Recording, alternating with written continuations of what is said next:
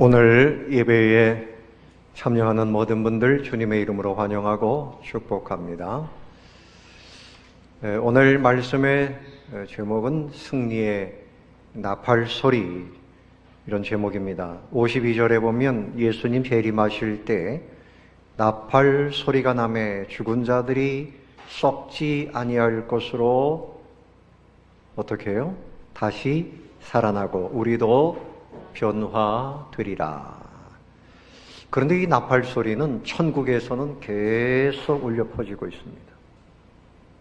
여러분, 이 땅의 음악도 좋지만 여러분 영의 귀를 열어서 승리의 나팔 소리가 계속 울려 퍼지고 있다는 사실을 알고 그것을 들으면서 사시기를 바랍니다. 승리의 나팔 소리를 들어야 돼요. 어려운 문제가 생기면 우리 믿음의 사람들이 이렇게 생각합니다. 교회가 아무런 힘이 없구나. 또 설교하면서 큰 소리 뻥뻥 하던 박 목사님도 별 볼 일이 없나 보다. 힘이 없구나. 한국 교회가 이렇게 힘이 없고 이제 교회는 이렇게 해서 혹시 촛불 꺼지듯이 다 꺼지는 것은 아닌가? 교회 문이 다 닫히고 세상 말로 망하는 것은 아닐까? 이런 생각을 할 수도 있습니다. 오늘 주제는 기독교는 유일한 승리를 가지고 있는 종교입니다. 영원토록 승리가 있는 종교는 기독교밖에는 없습니다. 죄를 이기는 종교는 기독교밖에는 없어요. 또 사망 권세를 이기는 것도 우리 기독교밖에는 없습니다. 영원한 승리, 완전한 승리, 하나님이 그런 분이기 때문에 그런 것이죠. 그래서 기독교 역사를 놓고 보면 교회가 어려움을 겪고 또 때로는 박해를 당해도 교회는 계속해서 부흥했습니다. 계속해서 성장했습니다. 위축감을 가지면 안 돼요. 승리의 믿음을 가지고 살아야 하는 것입니다. 오늘 55절 말씀에 사망아 너의 승리가 어디 있느냐? 사망아 네가 쏘는 것이 어디 있느냐? 사망도 이긴 것이 바로 우리 기독교입니다. 그러므로 먼저 생각할 것은 승리 신앙을 갖자. 무슨 신앙? 승리 신앙. 신앙이라는 것은 하나님의 승리를 믿는 거예요. 예수님의 승리를 믿는 것이 신앙입니다. 혹시나 내가 앞으로 패배할 것이 아닌가? 아닙니다. 예수님이 승리하신 것을 믿고 우리도 승리의 길을 가는 겁니다. 이것이 신앙입니다. 잠언 24장 6절에 보면 너는 전략적으로 싸워라. 승리는 지략이 많음에 있느니라 그랬는데 어떤 지략이 있어야 하는가 하면 승리의 믿음을 가져야 됩니다. 승리의 믿음을 가져야 됩니다. 누가 승리하셨습니까? 우리 예수님이 승리하셨습니다. 그래서 55절 이하에서 사망아 너의 승리가 어디 있느냐? 56절에 사망이 쏘는 것은 죄요 죄의 권능은 율법이라. 57절 우리 주 예수 그리스도로 말미암아 우리에게 무엇을 주십니까? 승리를 주시는 하나님께 감사하노니. 예수님 때문에 우리에게 승리를 주시는 거예요. 여러분, 예수님의 십자가, 예수님이 십자가에 달리실 때 사람들은 드디어 예수가 패배하는구나. 하나님의 아들이라고 말하더니 십자가에 달려서 보기 좋게 저렇게 죽고 말았네. 사탄도 이긴 줄 알았어요. 대제사장이나 유대교의 그 교권주의자들도 예수님을 그렇게 멸망시킨 줄 알았어요. 아닙니다. 예수님이 가신 그 길은 죄악을 이기는 승리의 길이었습니다. 죄의 문제를 해결하는 승리의 길이었어요. 그리고 예수님이 무덤에 내려가셨다가 사흘 만에 무덤 문을 다 열고 부활하셨습니다. 하나님에게는 패배의 그림자도 없습니다. 하나님은 영원토록 승리자로 계십니다. 그분이 여러분의 아버지가 되십니다. 그 하나님이 여러분을 붙들고 계십니다. 그러므로 우리는 영원토록 승리하는 거예요. 죄악 권세, 사망 권세, 지옥 권세, 모든 슬픔, 질병 이거 다 이기고 우리 예수님이 승리하셨습니다. 그러므로 여러분, 무덤이라고 하는 것과 비교되는 것은 부활이죠. 무덤은 절대 절망입니다. 세상 사람들은 큰 무덤을 자랑해요. 요즘에 무덤 크게 쓰는 사람 별로 없지 않아요. 화장해가지고 요만한 단지 가지고 땅에 딱 묻으면 끝입니다. 우리 예수님의 무덤은 빈 무덤이에요. 기독교의 자랑은 빈 무덤입니다. 왜요? 부활하셨으니까. 큰 무덤 자랑하는 건 그 죽음을 극복하지 못한 사람들이기 때문에 그런 겁니다. 그러므로 주님의 그 승리는 바로 우리의 승리, 우리가 그 주님의 승리를 상속하게 되었어요. 영원한 생명, 영원한 자유, 영원한 거룩함, 하나님의 나라 우리가 모두 다 상속하게 되었습니다. 세상에 우리를 괴롭히고 공격하는 세력들이 있어도 두려워하지 마세요. 우리는 주님과 함께 승리자입니다. 승리자입니다. 비록 여러분들이 마스크를 쓰고 질병에 대해서 막 두려움이 있지만 너무 두려워하지 마세요.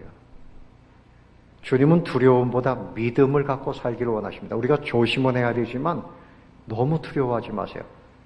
전쟁 때에도 총에 맞아 죽은 사람보다 두려워서 미리 그 병 때문에, 두려움 때문에 죽은 사람이 많다 그래요.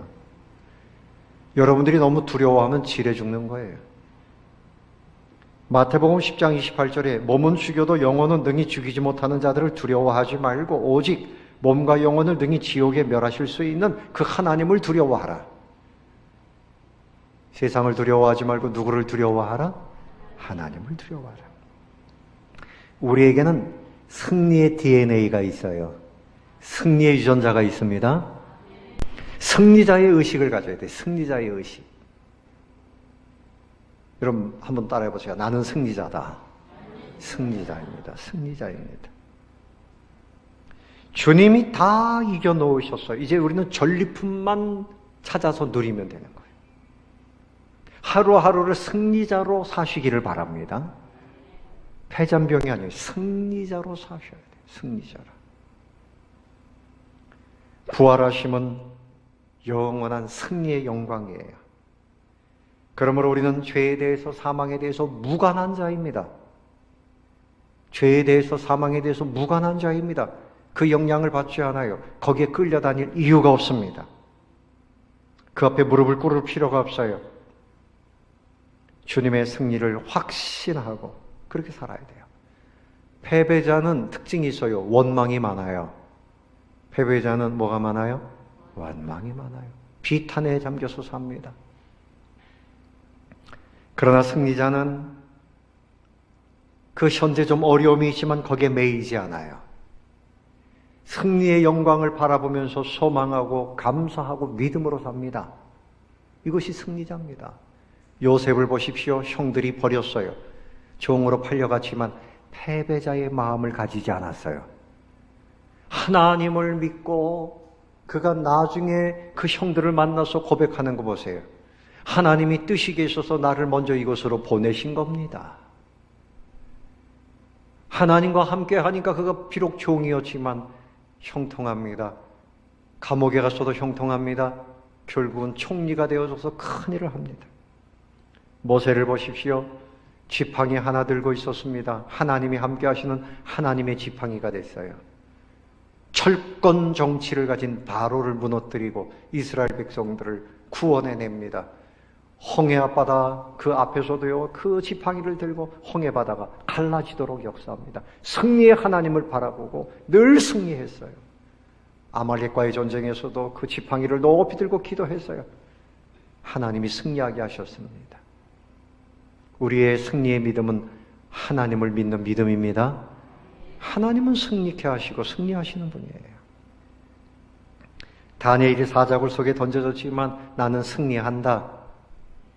너희들이 나를 사자굴 속에 집어넣지만 너희들 때문에 내가 패배하는 것이 아니라 하나님이 나를 승리하게 하신다. 하나님에 대한 이 믿음은 승리의 믿음이에요. 목동 출신이었던 다윗도 인생의 큰 승리자가 됐지요.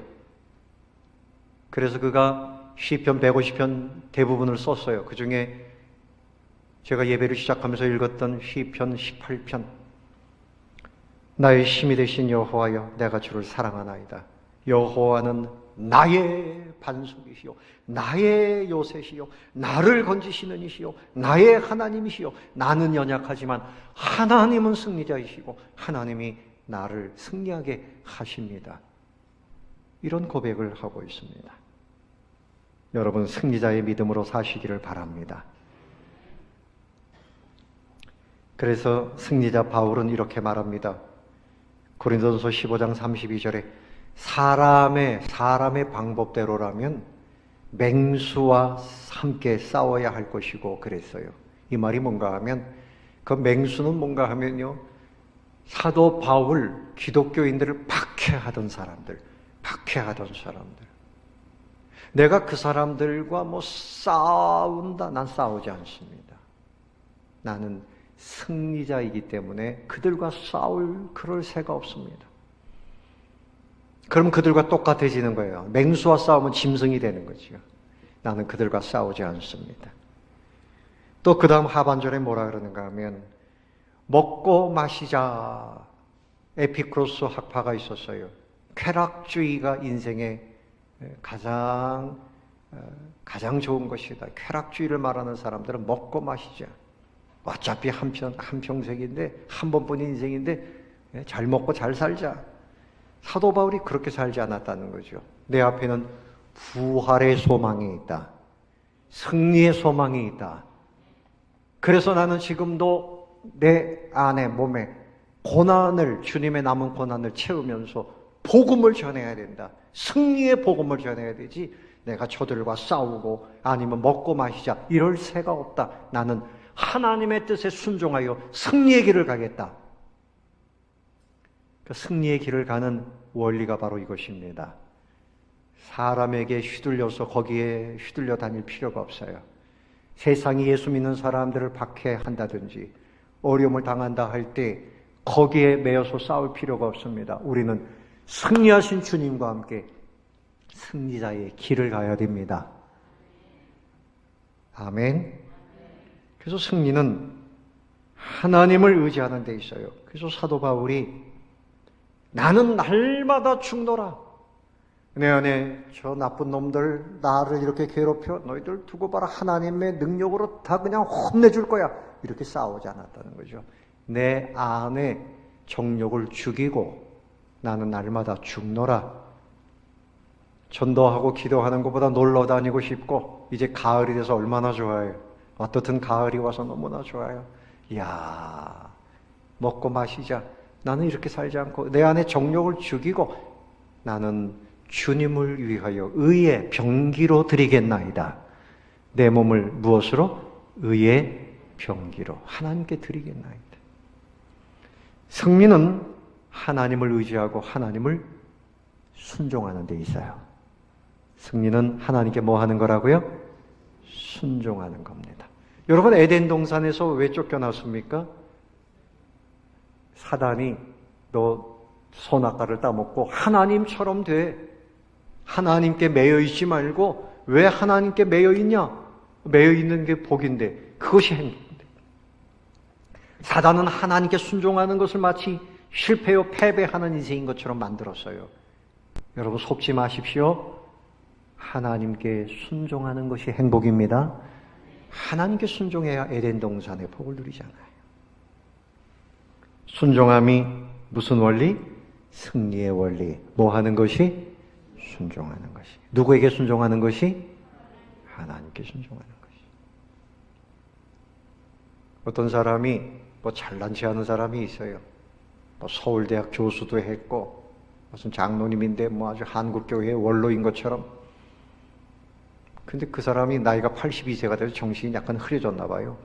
이사야 선지자가 말하기를 순종하는 것이 제사보다 낫다는 게 이사야 선지자가 아니고 사무엘 선지자가 하신 말씀인데, 그러니까 예배 드리지 말라 그러면 순종해야지요. 이렇게 얘기를 했어요.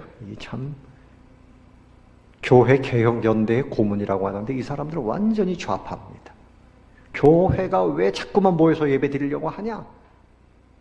목사가 방송으로 설교하면 됐지 이렇게 이야기합니다. 그 사람이 한국교회 전체 지도자인 양 그렇게 아주 방송에 중앙일보 뭐 이런 데 인터뷰를 하고 순종을 누구에게 해야 됩니까? 하나님께 순종해야 됩니다. 할렐루야. 악한 세력은 우리가 그저 그들과 뭐 대화할 것도 없어요. 우리는 그저 하나님께 순종하고 가면 되는 겁니다. 예배하라. 예배해야 됩니다. 아멘. 예배해야 되죠. 기도해라. 기도해야 되죠. 전도해라. 전도해야 되죠. 그러니까 오늘 이 고린도서 15장을 기록한 바울은 하나님께 순종함으로 누가 박해를 하든지 뭐 칭찬하든지 저주하든지 그런 데 신경 쓰지 않았어요. 오직 누구만 바라봤습니까? 하나님만 바라보았습니다. 그래서 결국은 순교의 피를 흘리지만 그는 순종의 길을 가고 승리한 것입니다. 로마 시대 기독교가 급성장했던 시기가 언젠가 하면 희한하게도 전염병이 창궐했던 시대라 그래요.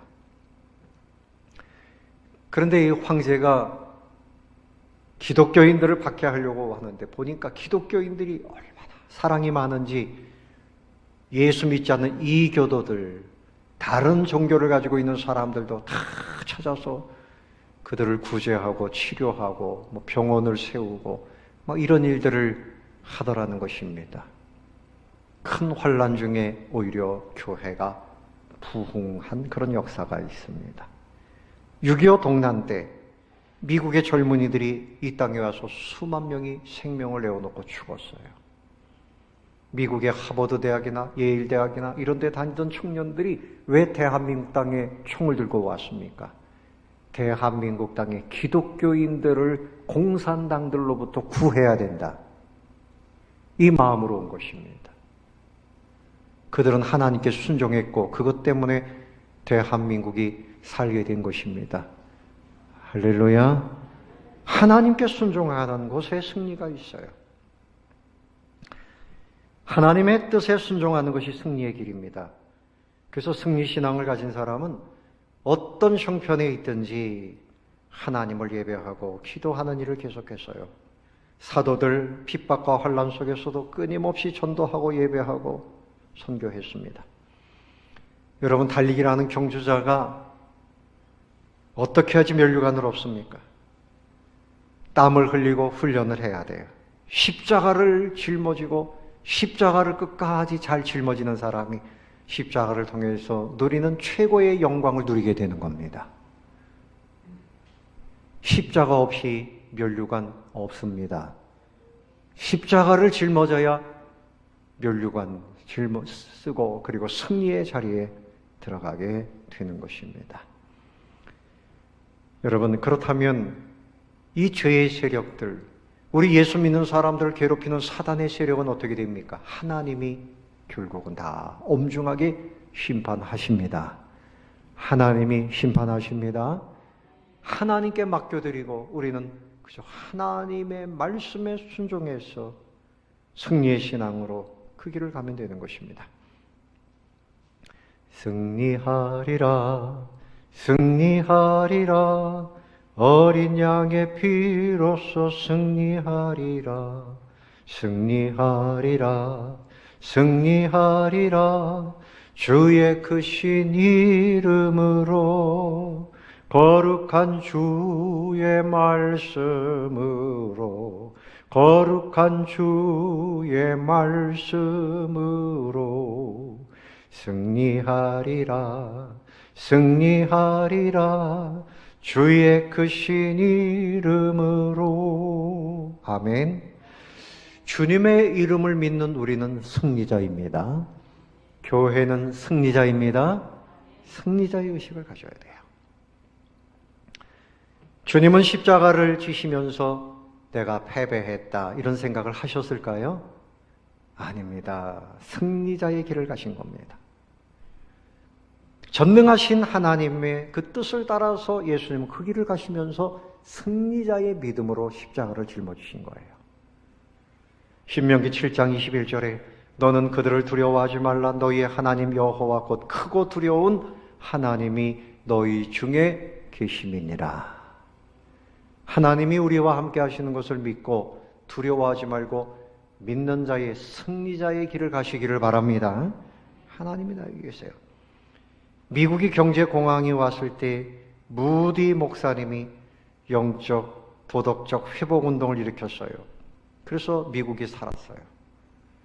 영국이 엉망이 되었습니다. 공산주의가 영국에서 나왔어요. 이때 웨슬리 형제가 나와서 말씀운동을 일으켜서 영국을 그 당시에 살려냈어요.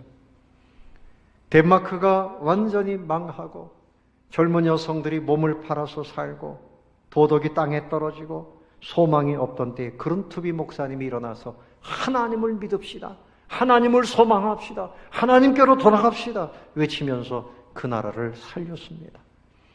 사도행전 3장에 보면 성전 미문에 안진뱅이가 앉아있을 때 베드로와 요한이 기도하러 가다가 그 사람의 손목을 붙잡고 일으켰습니다. 나사렛 예수 그리스도의 이름으로 일어나 걸으라.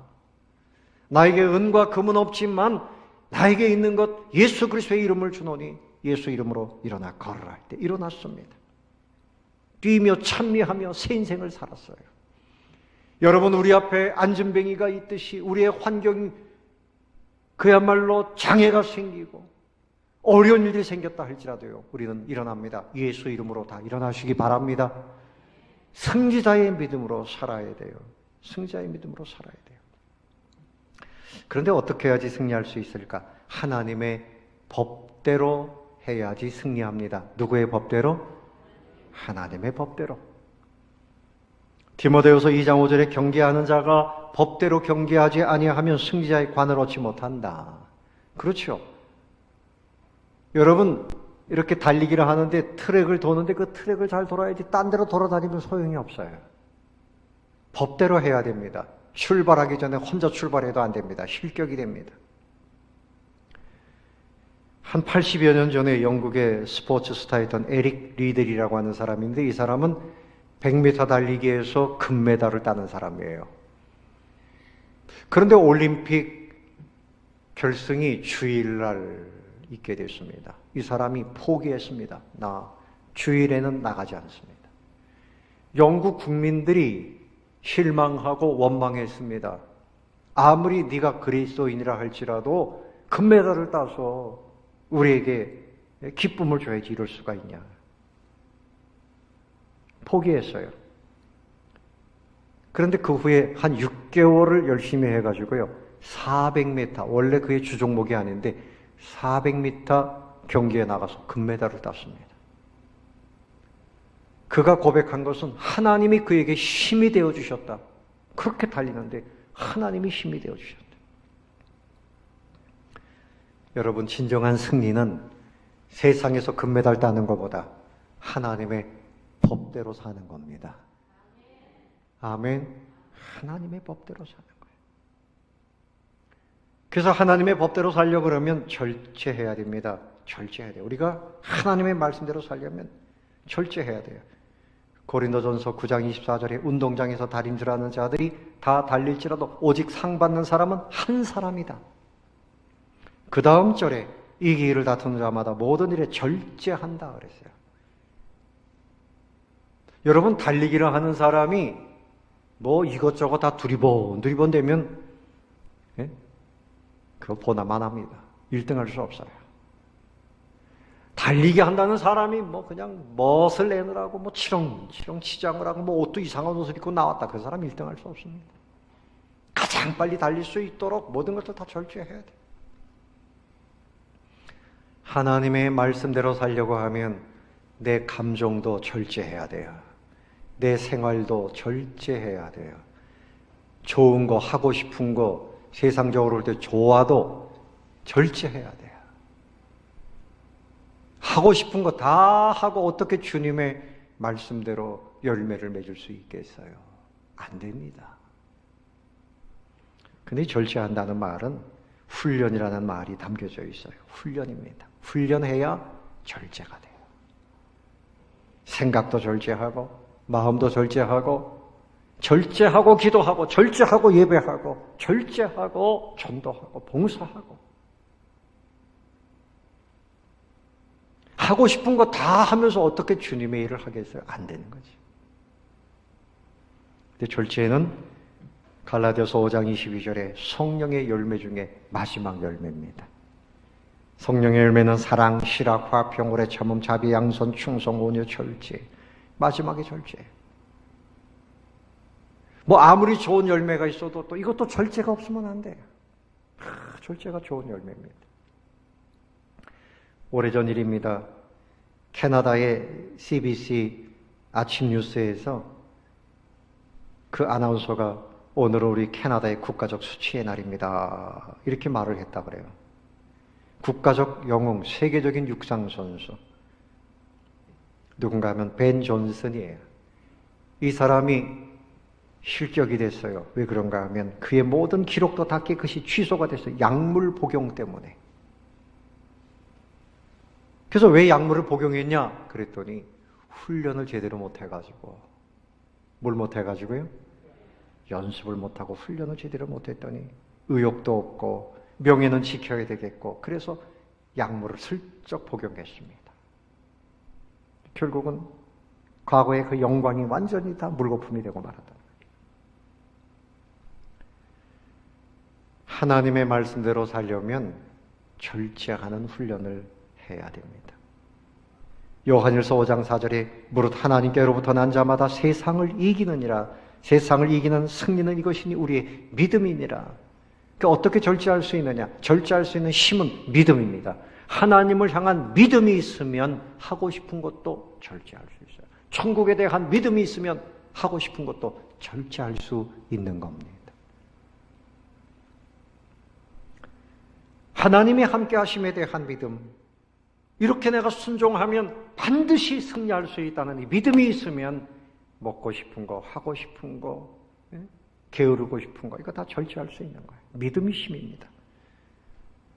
또 하나 기억해야 될 것은 우리가 승리하려면 법대로, 하나님의 법대로 해야 되는데 그 법 중에 하나가 뭔가 하면 애매히 받는 고난이 있다는 겁니다. 무슨 고난? 애매히 받는 고난이 있어요. 오히려 하나님을 잘 섬기기 때문에 받는 고난이 있습니다. 예. 요즘에 뭐 교회에서 예배 드리지 말라 그러던데 예배 드리면 뭐 벌금이 뭐 300만 원이다 뭐 국가에서 막 그러. 이야, 300만 원 얼마나 세상이 점점 어려운 세상이 돼가는 줄 몰라요. 앞으로 또 이보다 더 어려운 문제가 생길 수도 있습니다. 그때 여러분 어떻게 하시겠어요? 예배를 정말 포기할 겁니까? 주님 섬기는 일을 포기할 겁니까?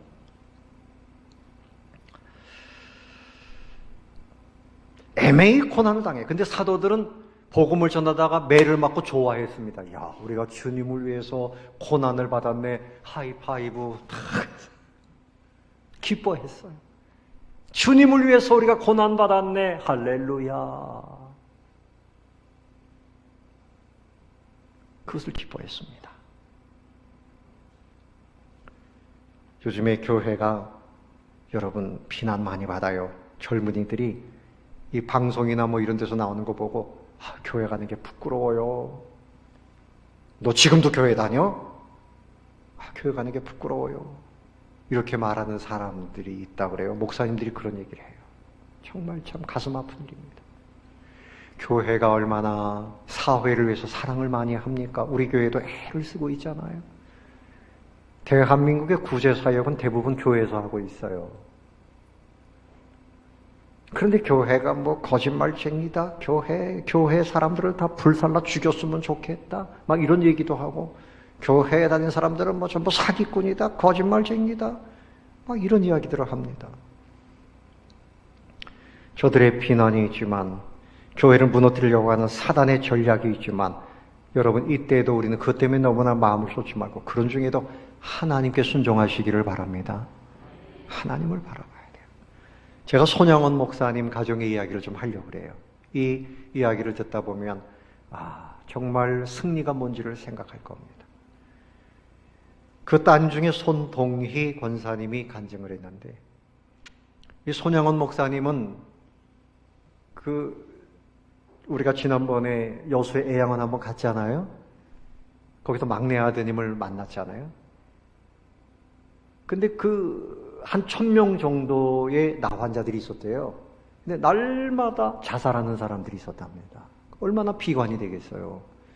근데 손양훈 목사님이 오셔서 말씀을 전하시고 사랑해 주신 이후에는 자살하는 사람이 한 사람도 없었대요. 근데 손양훈 목사님이 이제 일정시대 마지막 몇 년 동안 감옥살이를 했습니다. 신사참배를 반대했어요. 그래가지고 신사참배를 반대해서 목사님이 감옥에 가서 3년 만에 나오게 됐는데 막상 나올 날 가보니까 종신형으로 바뀌었더래요.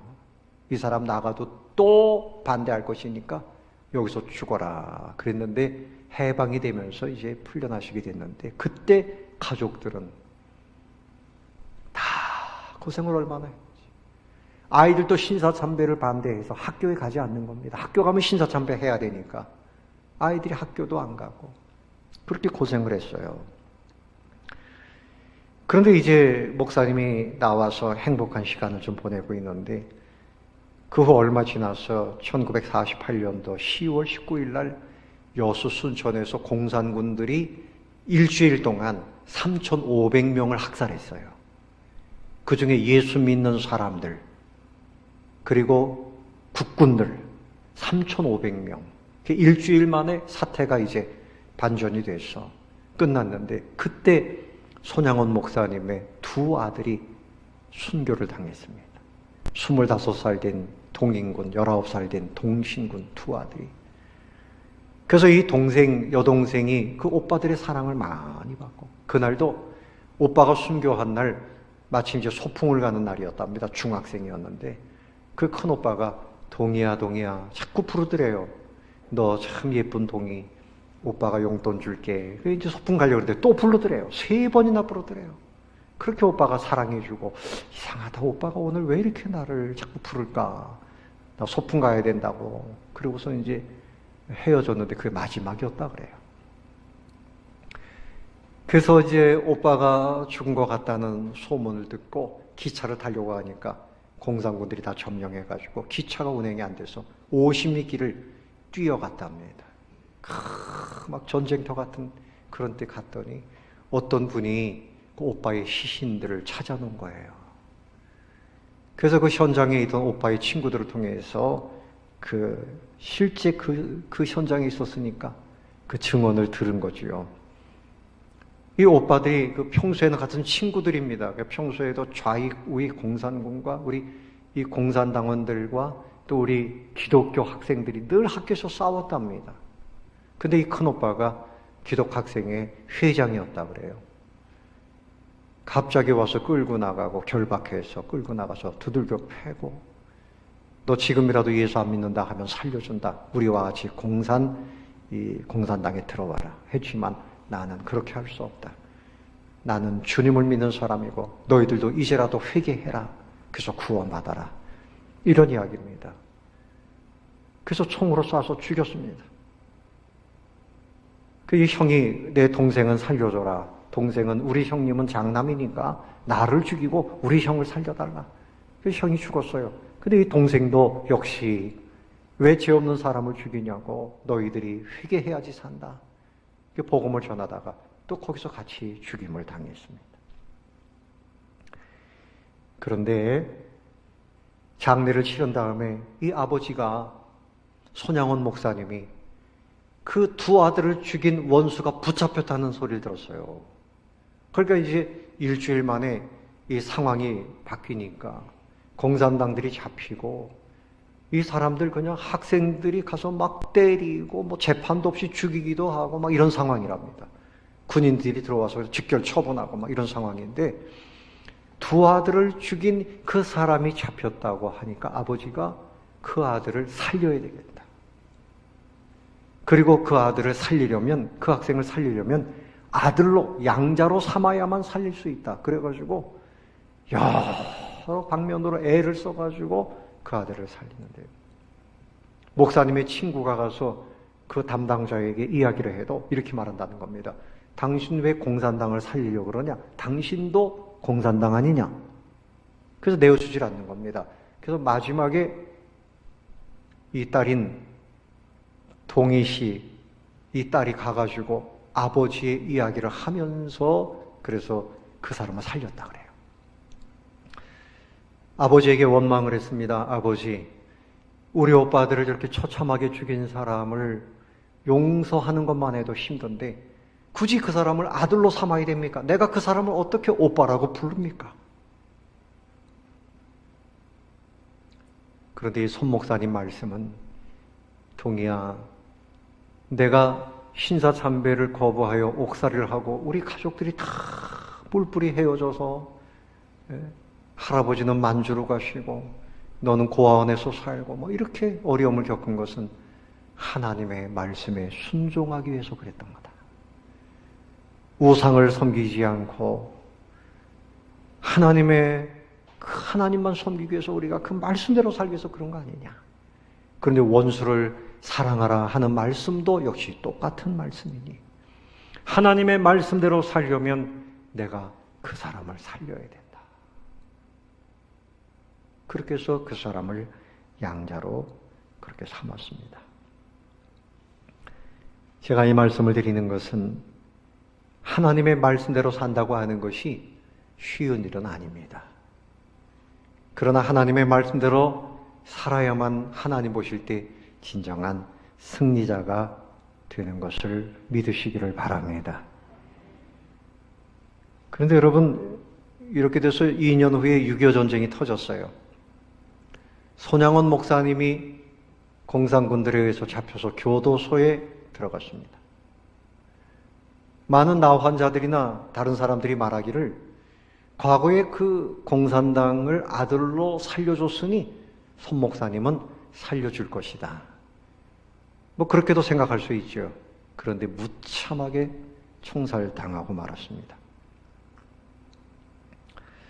예수님께서는 이렇게 말씀하셨어요. 세상이 태생적으로 나를 미워한다. 여러분, 어둠이 빛을 좋아할 리가 없고 죄악이 의로움을 좋아할 리가 없지요. 그래서 마태복음 10장 21절에 장차 형제가 형제를, 아버지가 자식을 죽는 데 내주며 자식들이 부모를 대적하여 죽게 하리라. 또 너희가 내 이름으로 말미암아 모든 사람에게 미움을 받을 것이나 끝까지 견디는 자는 구원을 얻으리라. 너희들이 내 이름으로 인해서 미움을 받을 것이다. 그 어려움을 당할 때 내가 누구 때문에 어려움을 당하는가? 주님 때문에 어려움을 당하고 있다면 우리는 그 길을 끝까지 가야 된다는 거죠. 그러나 주님이 말씀하시기를 그 후에 28절 말씀에서 두려워하지 말라 그랬어요. 몸은 죽여도 영혼은 능히 죽이지 못하는 자들을 두려워하지 말고 오직 몸과 영혼을 등이 지옥에 멸하실 수 있는 하나님을 두려워하라. 참새 2마리가 한 아사리온에 팔리지 않느냐? 그러나 너희 아버지께서 허락하지 아니하시면 그 하나도 땅에 떨어지지 아니하리라. 여러분, 우리 마음에 두려움이 있어요. 이 두려움은 정욕입니다. 정욕을 이겨야 됩니다. 내 마음의 두려움을 극복하고 믿음으로 모든 일의 승리자의 기쁨으로 살게 되시기를 바랍니다. 갈라디아서 5장 24절에 그리스도 예수의 사람들은 육체와 함께 그 정욕과 탐심을 십자가에 못 박았느니라. 골로새서 3장 5절에 그러므로 땅에 있는 지체를 죽이라. 곧 음란과 부정과 사욕과 악한 정욕과 탐심이니 탐심은 우상 숭배니라. 야고보서 3장 15절에 이러한 시에는 위로부터 내려온 것이 아니요 땅 위의 것이요 정욕의 것이요 귀신의 것이니 그랬어요. 우리 안에 있는 정욕은 하나님의 말씀대로 살지 못하게 합니다. 두려워서 피하고 쾌락을 따라서 피하고 그래서 불순종하게 합니다. 정욕 가운데서 다툼이 일어납니다. 승리자의 신앙은 무고한 다툼이 아니라 하나님께 순종하여 오히려 예수님처럼 손양원 목사님처럼 사랑하고 용서하고 화평을 만드는 그런 자리에 들어가는 줄로 믿으시기 바랍니다.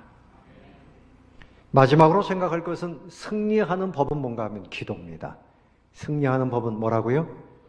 기도입니다. 기도해야 승리할 수 있습니다.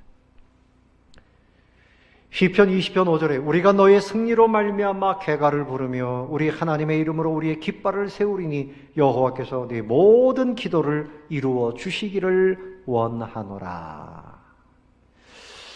승리의 신앙을 유지하려면 기도해야 돼요. 애매히 고난을 받는 가운데서도 승리하려면 기도의 줄을 붙잡아야 됩니다. 야곱이 어려울 때 하나님께 기도했습니다. 사무엘 나라가 어려울 때 기도했습니다. 혈루증을 앓던 여인이 기도하여 고침을 받았어요. 에스더는 모든 민족이 멸족을 당할 그런 위기에서 금식하며 기도했더니 하나님이 기적을 베풀어 주셨어요. 지금도 북한 땅에서 신앙생활하는 분들의 그 기도에 대해서 들었습니다. 북한에서 신앙생활 어렵게 하다가 탈북해서 대한민국에 오신 한 권사님의 이야기예요. 할아버지는 과거에 평양신학교를 나오신 목사님이시래요. 그리고 신학 교수님이었답니다. 근데 무덤이 이렇게 집 옆에 있었는데 공산군들이 들어와서는 무덤을 밀어버렸답니다. 6.25 전쟁이 나기 전까지 어머니 아버지가 집에서 몰래 신앙생활을 했는데요. 이불을 창문에 가리고 그리고 모여서 소리를 내지 못하고 기도하고 소리를 내지 못하고 찬송하고 그렇게 신앙생활을 했대요. 그런데 6.25 때 어머니 아버지가 폭격에 의해서 두 분 다 돌아가시고 9살 된 자기와 4살 된 동생이 남았답니다. 이제 다른 사람들은 평양에서 사는데 그저 폭격이 있으면 막 도망가잖아요. 뛰어다니는데 이 사람은 4살짜리 동생을 손에 잡고 뛸 수가 없어서 그냥 땅에 엎드려서 자기가 동생을 밑에다가 놓고 엎드려서 기도하는 겁니다. 하나님, 나는 뛸 수가 없어요. 하나님, 나 좀 살려주세요. 나를 좀 도와주세요. 근데 희한한 일이요. 폭탄이 떨어지면 그 주변에 있는 사람들이 그냥 같이 날아가 버린다. 파편처럼 다 분산이 되는 거예요. 보니까 옆에 있던 사람이 포탄이 떨어졌는데 그냥 그러냐. 다리가 하나 잘라져가지고 다리 잘라진 줄도 모르고 막 뛰어가는 사람도 있고. 그런데 포탄이 막 떨어지는데 끝나고 난 다음에 보면 동생이나 자기나 몸 하나 상하지 않은 거예요.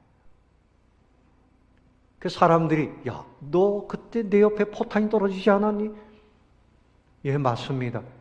그런데 보세요. 아무렇지도 않아요. 누가 도와주신 겁니까? 하나님이 도와주신 거죠. 먹을 것이 없는 때입니다. 지쳐서 잠을 자고 나면요, 양손에 먹을 것이 들려져 있고 동생이 뭔가 먹고 있더랍니다. 그분 이야기는 이상한 일입니다. 하나님이 나에게 먹을 것을 갖다 주셨어요.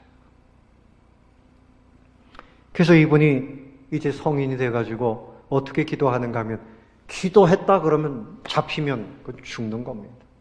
그러니까 다리를 걸어가면서 오면서 가면서 기도합니다. 또 모란봉에 올라가가지고 한적한 곳에 가서 기도합니다.